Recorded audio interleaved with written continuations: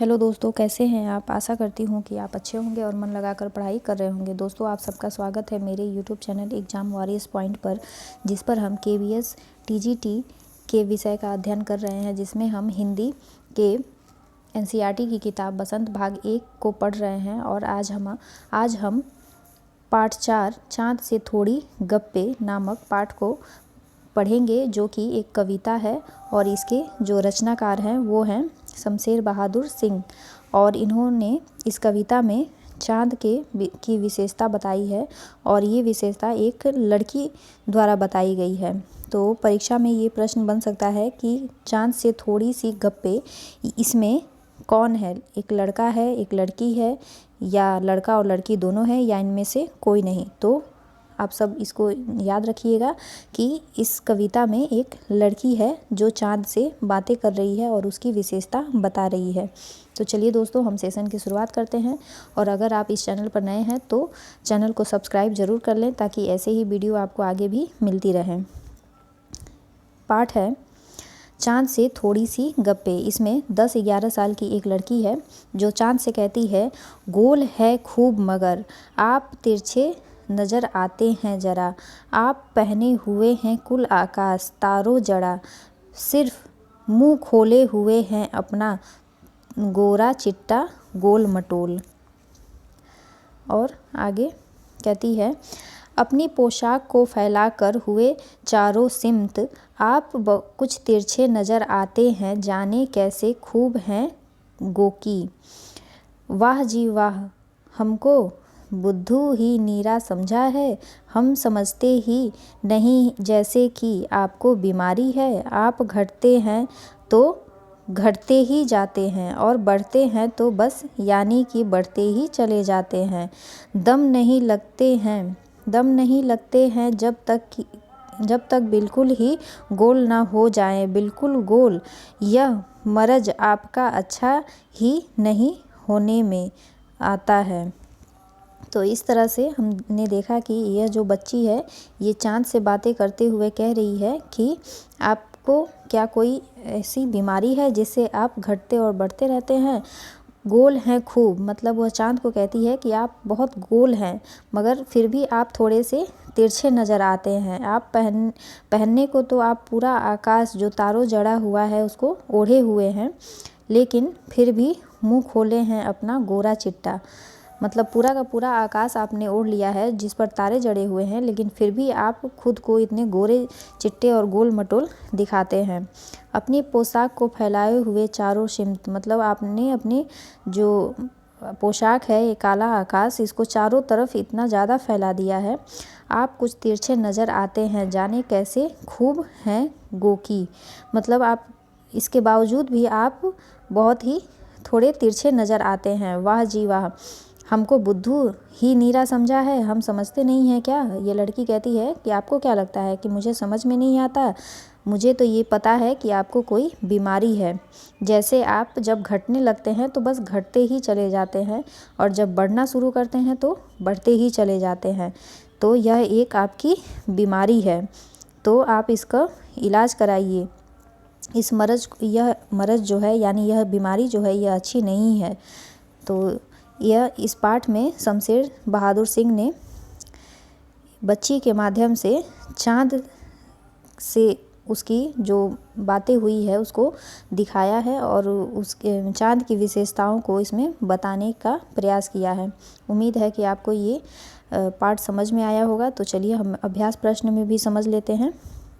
इसमें है, कविता से आप पहने हुए हैं कुल आकाश के माध्यम से लड़की कहना चाहती है कि चाँद तारों से जड़ी हुई चादर ओढ़कर बैठे हैं, चाँद की पोशाक चारों दिशा में फैली हुई है, तुम किसे सही मानते हो। तो ये बच्चों के लिए है कि इसी तरह के प्रश्न परीक्षा में आ सकते हैं कि आप पहने हुए हैं पूरा आकाश कुल आकाश, इसमें लड़की ने क्या बताया है। चाँद तारों से जड़ी हुई चादर ओढ़कर बैठे हैं।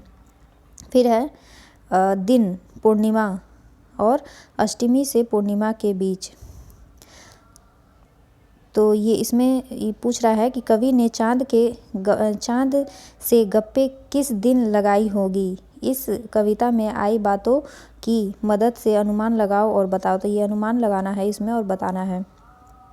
फिर है नई कविता में तुक और छंद के बदले बिंब का प्रयोग अधिक है। बिंब वह तस्वीर होती है जो शब्दों को पढ़ते समय हमारे मन में उभरती है। कई बार कुछ कविता शब्दों की ध्वनि की मदद से ऐसी तस्वीर बनाते हैं और कुछ कवि अक्षरों या शब्दों को इस तरह छापने पर बल देते हैं कि उनसे कई चित्र हमारे मन में बने। तो इस प्रकार आप सब ये देख लीजिएगा, कुछ ज़्यादा ये इम्पोर्टेंट नहीं है। और ये है इसमें भी कल्पना करके बताना है। और इसमें देखिए यहाँ चाँद संज्ञा है, चाँदनी रात में चाँदनी विशेषता है। तो हमें इस तरह के प्रश्न बन सकते हैं कि चाँद क्या है, संज्ञा, सर्वनाम, विशेषण या क्रिया। तो चाँद जो है ये संज्ञा शब्द है और चाँदनी है ये चाँदनी इसकी विशेषण है। इस प्रकार के प्रश्न परीक्षा में आ सकते हैं।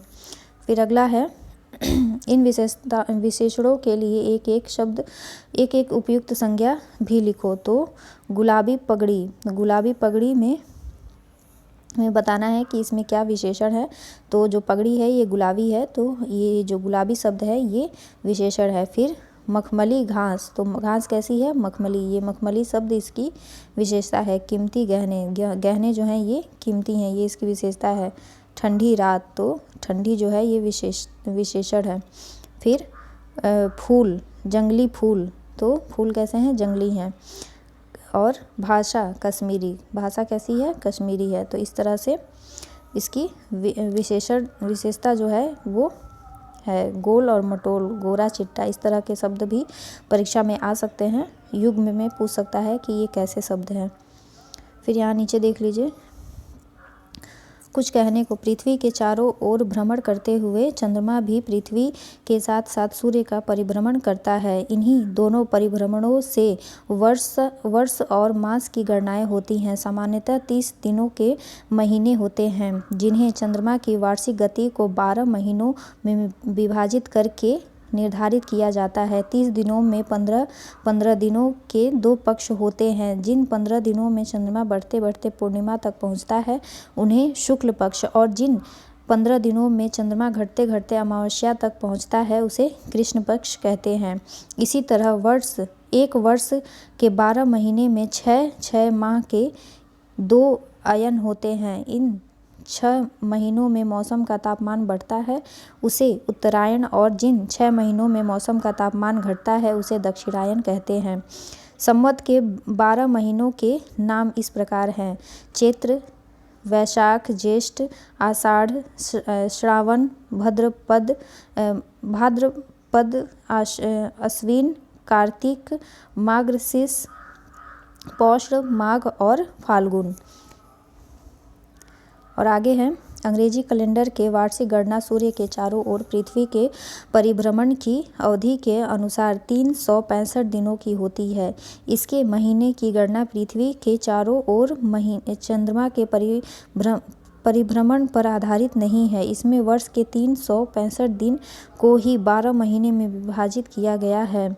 इस कैलेंडर के सभी महीने 30-30 दिन के नहीं होते। अप्रैल, नवंबर, जून, सितंबर इनके हैं दिन 30, फरवरी और 28 दिन की, बाकी सब 31।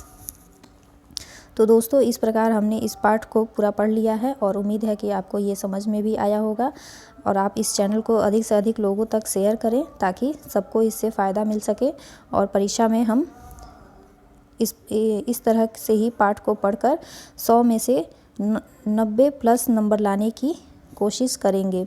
तब तक आप सब अपना ख्याल रखें और परीक्षा की तैयारी करते रहें और मुझे मोटिवेट करते रहें। लाइक और सब्सक्राइब इस चैनल को ज़रूर करें ताकि आपको ऐसे ही वीडियो आगे भी मिलती रहें। और अपने जो भी प्रश्न है उसको कमेंट बॉक्स में भी ज़रूर लिखें। मैं सबके कमेंट्स पढ़ती हूँ और उत्तर देने के पूरे प्रयास करती हूँ।